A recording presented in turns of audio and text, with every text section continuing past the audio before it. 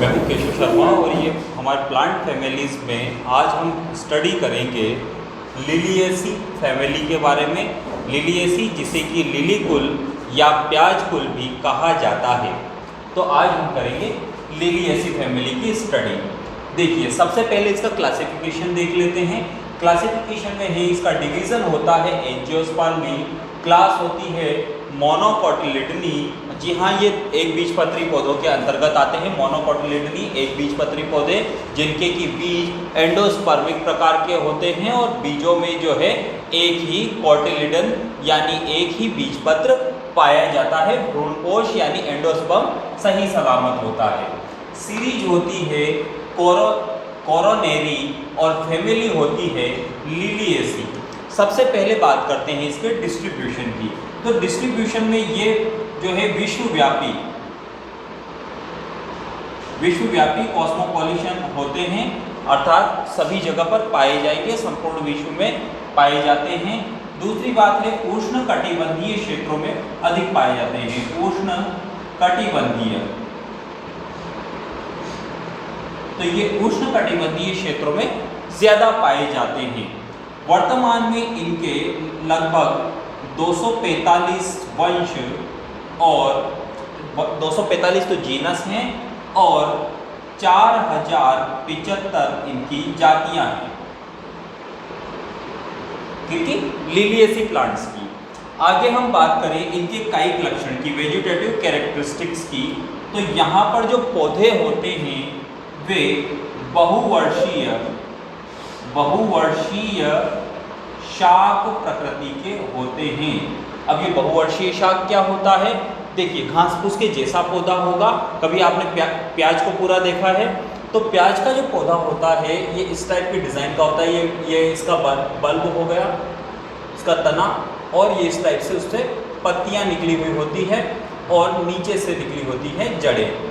तो ये जो ऐसे पौधे हैं ये केवल एक वर्ष के लिए नहीं अपितु कई वर्षों तक इस प्रकार से रह सकते हैं। तो 1 वर्ष, 2 वर्ष, बहुत सारे वर्ष तक ये इस प्रकार से बने रह सकते हैं। लेकिन इनमें कोई काष्ठीय तना नहीं होता है। तो काष्ठीय तना नहीं है तो ये वृक्ष नहीं है, बल्कि ये क्या है? घास फूस के जैसे पौधे हैं यानी शाक हैं। ये जमीन पर इस प्रकार से भूमिगत रहेगा, भूमिगत तना रहेगा।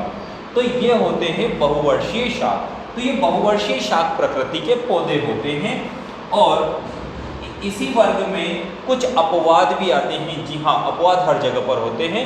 तो यहाँ पर एक्सेप्शन के रूप में जो युक्का है, युक्का और ड्रेसिना जैसे जो प्लांट हैं ये झाड़ी प्रकृति के होते हैं, झाड़ी या वृक्ष प्रकृति के होते हैं।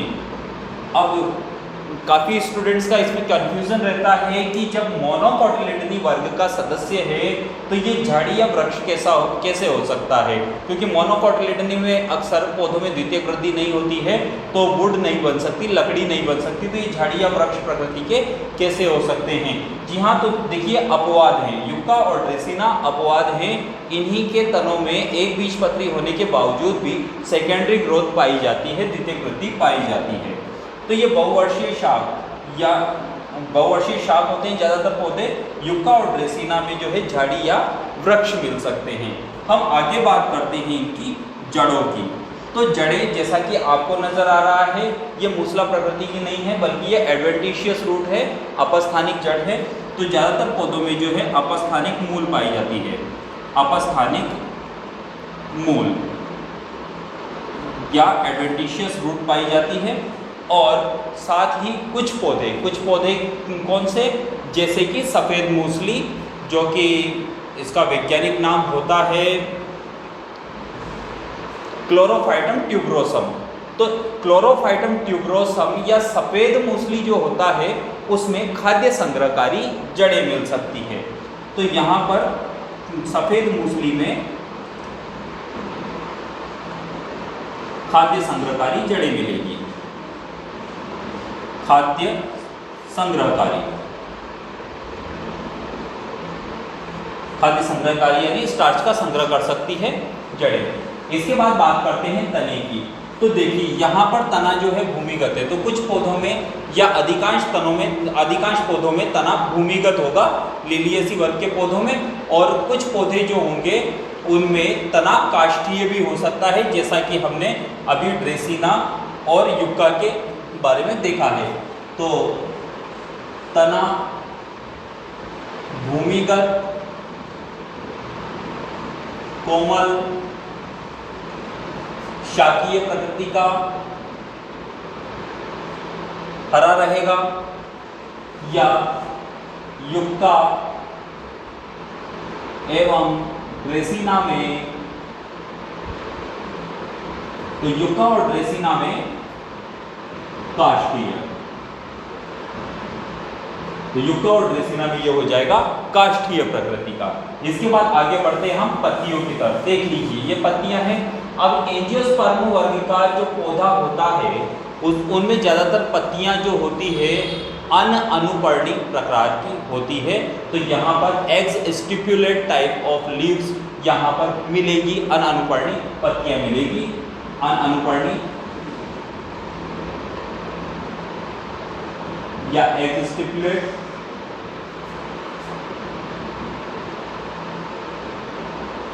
एक्स्टिपुलेट लीव्स रहेगी, और साथ ही इनमें जो वेनेशन होगा, जो शिरा विन्यास पाया जाएगा वह रहेगा, एक बीजपत्री है तो शिरा विन्यास होता है समांतर प्रकार का, समांतर शिरा विन्यास हमें देखने को मिलेगा। लेकिन जो कुछ पौधे होंगे जैसे स्माइलेक्स है या द्विबीजपत्री पौधों के जैसे कुछ गुण रख रहे हैं, इस वर्ग में अपवाद भी हैं, तो उनमें जालिकावत भी मिल सकता है। तो यहाँ पर स्माइलेक्स में जो प्लांट होगा उसमें जालिकावत, तो भले एक बीजपत्री पौधा है लेकिन इसमें जो है मोनोकोटिलेडोनस प्लांट है, बट इसमें जालिकावत शिरा विन्यास पाया जाता है। अब आगे बात कर ले, हाँ पत्तियां, एक और बात कि पत्तियां लगेगी कहाँ से। तो देखिए यहाँ पर पौधे में जड़ों से ही पत्तियां निकलेगी, तो कुछ पौधों में पत्तियां मूलज होगी, रेडिकल पत्तियां भी रहेगी, तो पत्तियां मूलज भी हो सकती है, मूलज यानी जड़ों से पैदा होने वाली भी हो सकती है। और क्योंकि युक्का और ड्रेसिना तो काष्ठीय पौधों के जैसे हैं, झाड़ियां हैं, तो इनमें स्तंभिक प्रकार की भी पत्तियां हो सकती है, यानी कॉलाइड टाइप ऑफ लीव्स भी इनमें मिल सकता है, स्तंभिक प्रकार भी मिल सकता है, मूलज या स्तंभिक। चलिए आगे बढ़ते हैं। तो आगे हम बात करते हैं पुष्पीय लक्षणों की।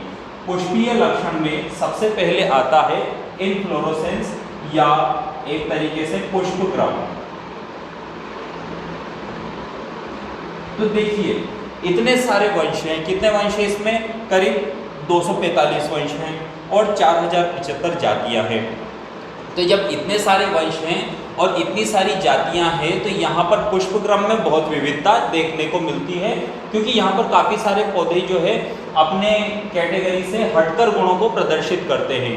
मोनोकॉट है बट यहाँ पर डाइकॉट के भी लक्षण प्रदर्शित करते हैं। तो यहाँ पर जो पुष्पक्रम होता है वो ससीमाक्षी और असीमाक्षी दोनों प्रकार का पाया जाता है, यानी पुष्पक्रम इनमें दो टाइप का है, रेसिमोस एंड साइमोस, यानी ससीमाक्षी या रेसिमोस और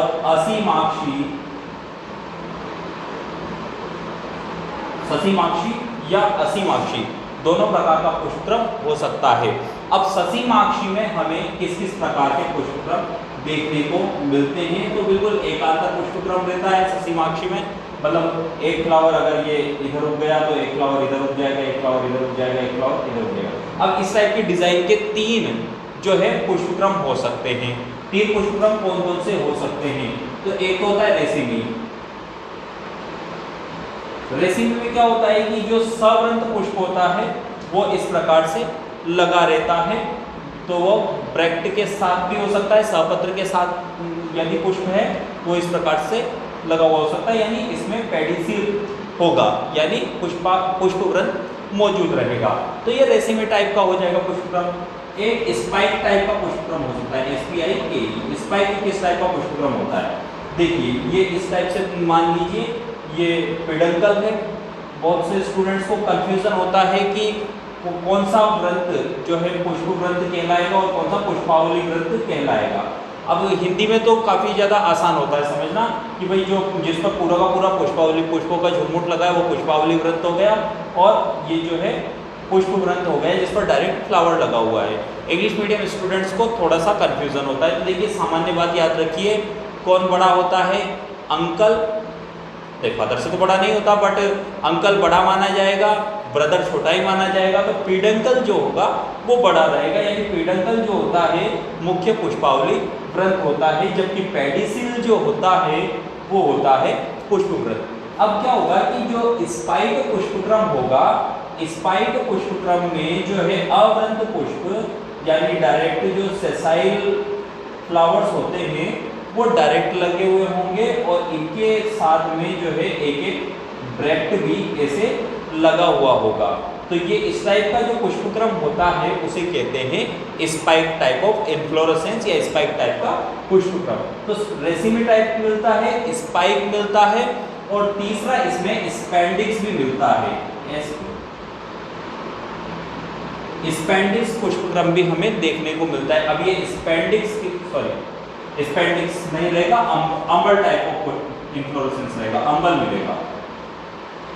अंबल यानी छाते के समान या अम्ब्रेला के समान पुष्पक्रम, जिसमें कि इस टाइप से ये पुष्पावली रंग पेडंकल रहेगा, और पेडंकल से जो है इस टाइप से फ्लावर्स निकले हुए रहेंगे और एक पूरा का पूरा छाता बना लेंगे, जैसे कि धनिया आदि में देखने को मिलता है। धनिया में भी ऐसा पुष्पक्रम होता है, तो अंबल टाइप का पुष्पक्रम ऊपर को देखने को मिलेगा।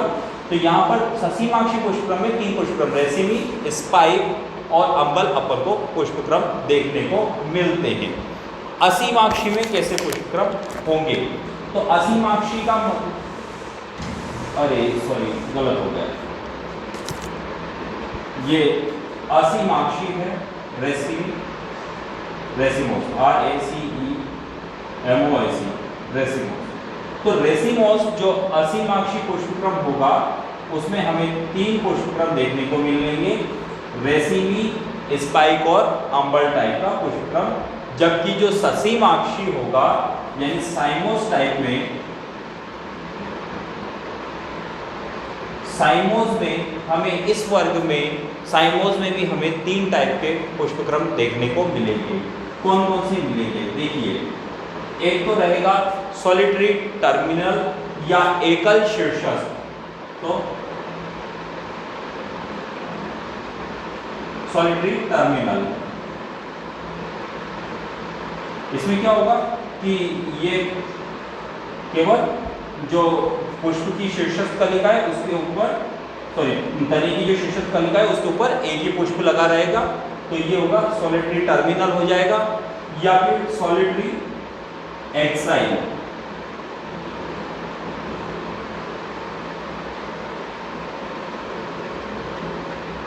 या एकल कक्षस्थ प्रकार का, जिसमें कि मुख्य शाखा ऐसे रहेगी और पुष्प ऐसे लगेगा।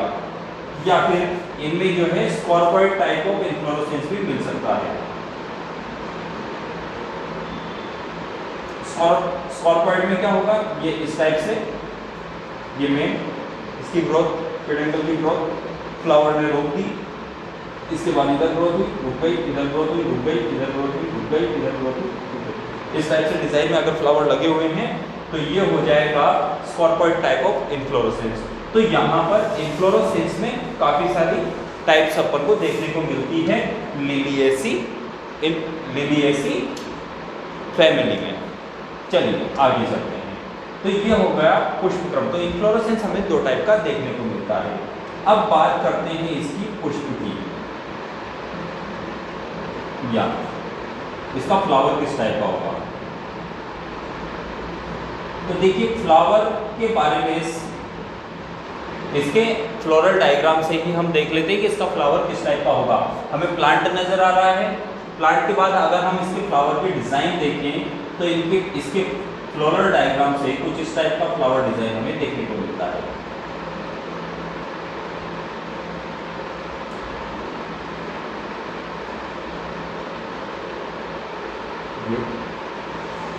तीन पत्तियां अंदर की तरफ, और 3 पत्तियां बाहर की तरफ इस टाइप से। इसका जो फ्लावर होता है वो इसमें बाह्य दल और दलपुंज का अभाव होता है, यानी न तो बाह्य दल पाया जाएगा न दलपुंज पाया जाएगा। अगर आपको कोई फ्लावर इस टाइप का नज़र आता है जिसमें सभी पत्तियां कलरफुल है, बाहर की तरफ आपको हरी पत्तियों वाला कोई चक्र नहीं मिल रहा है बल्कि सभी पत्तियां कलरफुल नज़र आ रही है, तो ये जो पूरा का पूरा चक्र होता है ये न तो बाह्य दल कहलाता है और न ही दलपुंज कहलाएगा, बल्कि इसे हम कहेंगे परिदलपुंज। क्या होता है कि बाह्य दलपुंज और दलपुंज कई पुष्पों में क्या है एक ही कलर के हो जाते हैं या एक ही प्रकार के हो जाते हैं, तो इसे कहा जाता है परिदलपुंज। तो इन जो ये पौधे होते हैं लिलियेसी वर्ग के पौधे, इनकी ये खास बात होती है कि इनमें परिदलपुंज पाया जाता है, पेरियंथ पाया जाता है। अब पेरियंथ भी 2 टाइप का हो सकता है। अगर ये पूरा का पूरा ग्रीन कलर का होता है तो ये जो है एक तरीके से बाह्य दलाभ प्रकृति का सिक्लोइड टाइप का होता है, और अगर ये पूरा का पूरा कलरफुल होता है तो ये जो है एक तरीके से दलाभ प्रकृति का होता है, यानी पेटेलॉइड टाइप का होता है। तो इनमें पेटेलॉइड टाइप का जो परिदलपुंज है, पेरियंथ है, वो देखने को अपन को मिलता है। तो ये इसका फ्लोरल डायग्राम है जो कि इस टाइप से बनता है, ये ऐसे।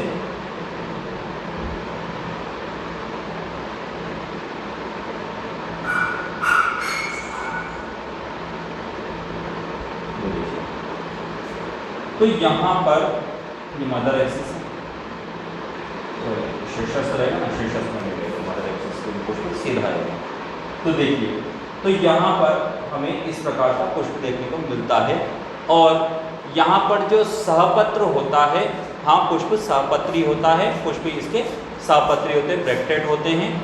और यहाँ पर देखिए अब क्या क्या खास बात होती है, पहले इसमें जो कैसा है वो बना देते हैं।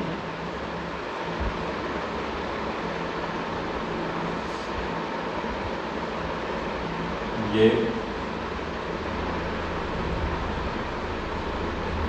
बन गए उनके साथ।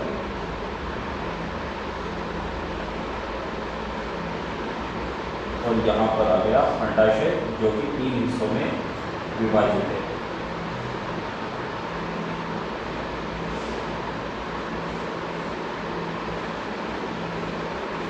चलिए अब बात करते हैं पुष्प की। तो फ्लावर किस टाइप का है, तो देखिए इसका फ्लावर जो होता है ब्रैक्टेड होगा, BRACTED,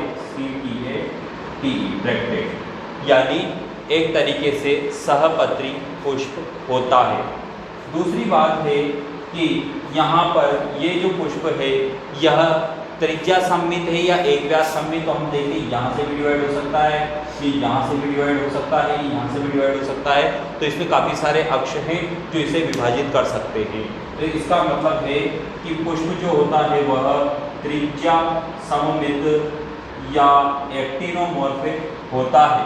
इसके अलावा कुछ पुष्प ऐसे भी होते हैं जो एक्टिनोमॉर्फिक नहीं होते, जो जाइगोमॉर्फिक होते हैं या एक व्यास सममित होते हैं, क्योंकि बहुत सारे वंश है।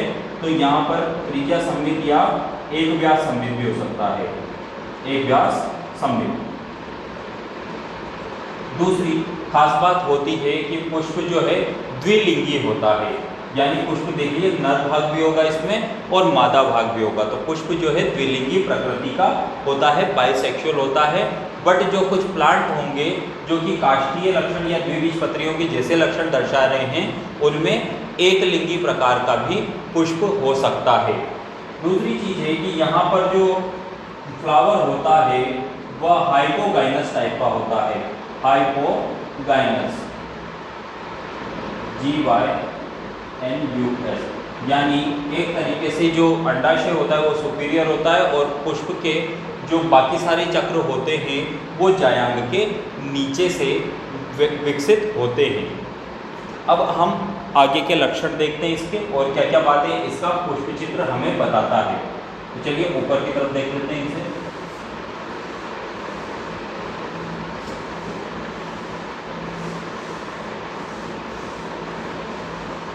और क्या बात है इसका पुष्प चित्र बताता है। तो यहाँ पर पुष्प त्रिज्या सममित, एक व्यास सममित होता है, द्विलिंगी पुष्प होता है।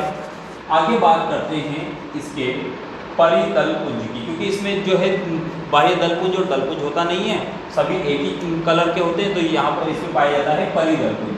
तो यहाँ पर बात करते हैं परिदल पुंज की, परिदल पुंज तो पेरियन।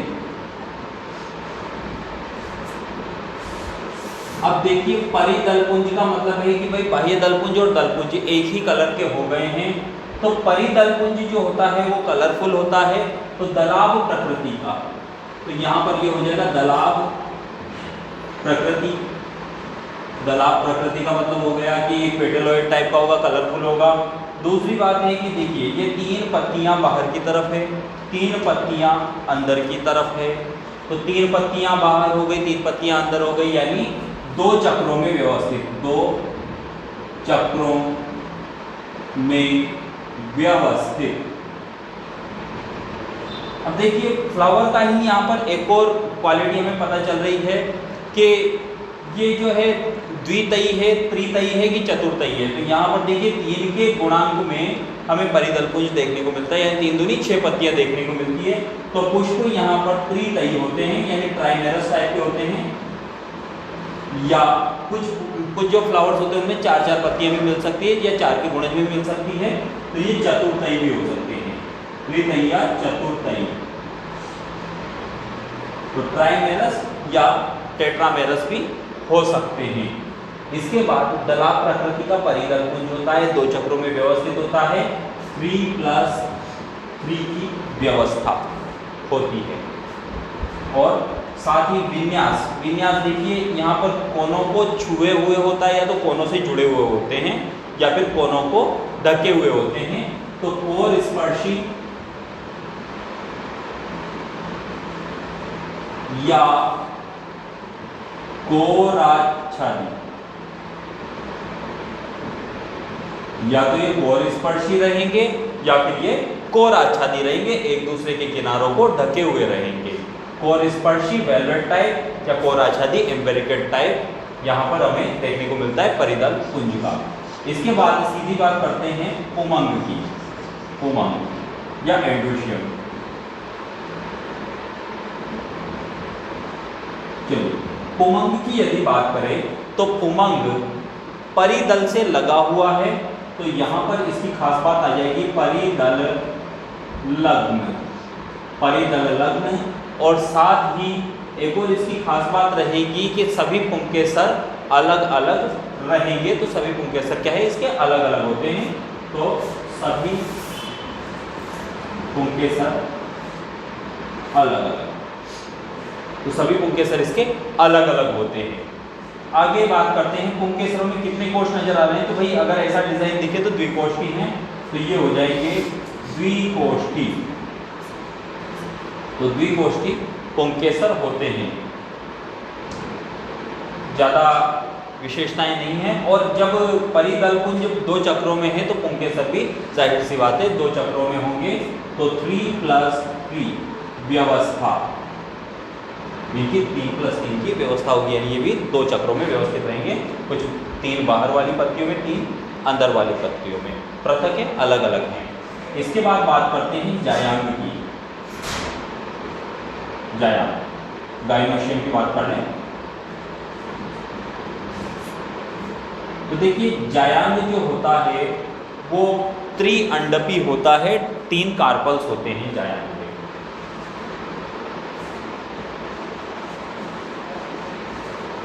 तो जो गाइनोशियम होता है वो होता है ट्राइकार्पुलरी या त्रिअंडपी।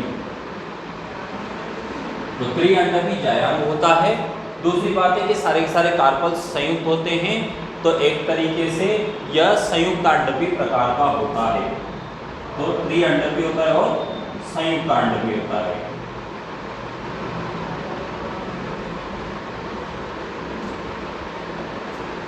गेमोकार्पुलरी टाइप का होता है। तो त्रिअंडपी होगा, संयुक्तांडपी होगा, और अंडाशय जो है सुपीरियर होगा, यानी अंडाशय जो होगा वो एक तरीके से संपूर्ण चक्रों से ऊपर मौजूद होगा, यानी सुपीरियर टाइप ऑफ ओवेरी, यानी ऊर्ध्ववर्ती अंडाशय, ऊर्ध्ववर्ती अंडाशय। तो यहाँ पर जो अंडाशय देखने को मिलता है वो ऊर्ध्ववर्ती होता है। सुपीरियर टाइप ऑफ ओवेरी यहाँ पर देखने को मिलती है। यहाँ पर एक और विशेषता होती है कि जो वर्तिका होती है यानी जो स्टाइल होता है वो भी 3 हिस्सों में विभाजित होता है, 3 खंडों में विभाजित रहती है। अब आगे बात करते हैं अंतिम जो है इसका पुष्प सूत्र। यहाँ पर अब बना लेते हैं इसका पुष्प सूत्र।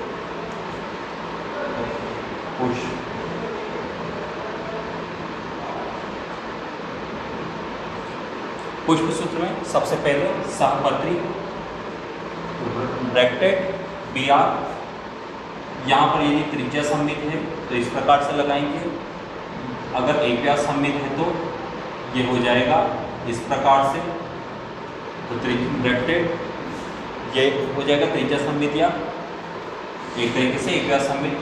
यदि एक लिंगी है तो नर या मादा किसी का भी चिन्ह लगा देंगे, और द्विलिंगी है तो ऐसा चिन्ह लगा देंगे, तो द्विलिंगी पुष्प है ये, तो द्विलिंगी हो जाएगा। इसके बाद बात करेंगे यहाँ पर कैलेक्स या कोरोला तो है नहीं, तो K और C का सिंबल नहीं आएगा। परिदल पुंज के लिए जो सिंबल आता है वो आता है P, तो यहाँ पर P का सिंबल आ जाएगा। P में सभी पत्तियाँ आपस में जुड़ी हुई है तो P की संख्या हो जाएगी, टोटल तो है 6 लेकिन 2 चक्रों में विभाजित है, 3 बाहर और 3 अंदर की तरफ, तो यहाँ पर हो जाएगा ये 3 + 3 और सभी के सभी जुड़े हुए हैं तो ये आ जाएगा ब्रैकेट में। तो संयुक्त दलीय व्यवस्था हो गई। पृथक दलीय व्यवस्था होती, अलग अलग व्यवस्था होती तो इसको बस विदाउट ब्रैकेट ऐसे ही छोड़ देते। इसके बाद यहाँ पर एंड्रोशियम में भी जो एंथर्स हैं, एंथर्स भी जो काउंटिंग है उनकी 6 है, जिसमें से 3 बाहर की तरफ है, 3 अंदर की तरफ हैं, तो यहाँ पर हो जाएगा 3 + 3। ठीक है, अब ये तो कंबाइंड नहीं है तो हमने ब्रैकेट में भी नहीं लिखा। इसके बाद पेरियंस एंथर, पेरियन पर ही एंथर जुड़े हुए हैं, तो यहाँ पर ये इस टाइप से ये जुड़ने की व्यवस्था को बताया गया है। अब बात करते हैं गाइनोशियम की। गाइनोशियम में जो ओवेरी है वो सुपीरियर है यानी सबसे ऊपर है, बाकी हिस्से नीचे हैं, तो यहाँ पर नीचे बार लग जाएगी। इसके बाद गाइनोशियम में अपन देखते हैं कि भाई 3 कार्पल्स हैं, 3 संख्या में 3 खंडों की व्यवस्था है, तो यहाँ पर लग जाएगा 3। ये हो गया इसका फ्लोरल फॉर्मूला।